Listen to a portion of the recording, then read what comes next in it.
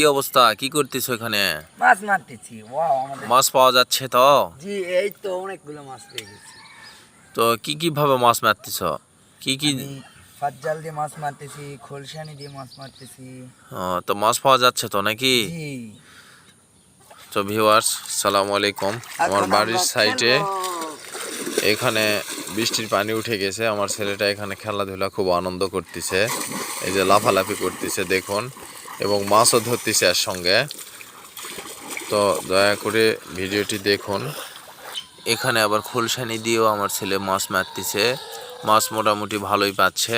এই যে খোলসানিটা তুলে দিন, এবার রোহান দেখা যাক এখানে মাছ পাওয়া যাচ্ছে কিনা। এই যে আবার মাছ লাফে লাফে শুকনো জায়গাতে উঠতেছে, আমার ছেলে ধরতেছে।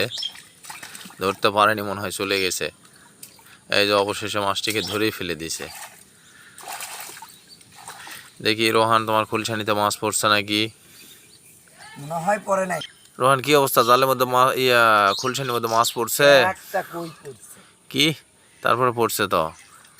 মানে একটু আগে তুলছি অনেকগুলো। ও, তো যাই হোক প্রিয় গাইস, ধন্যবাদ। আপনাদের বাসার সামনে যাদের পানি উঠে গেছে তারা মাছ মারুন। এই মাছগুলো অনেক সুন্দর লাগে, বাজার থেকে কেনার চেয়ে অনেক সুন্দর সুস্বাদু মাছ। ধন্যবাদ, আসসালামু আলাইকুম।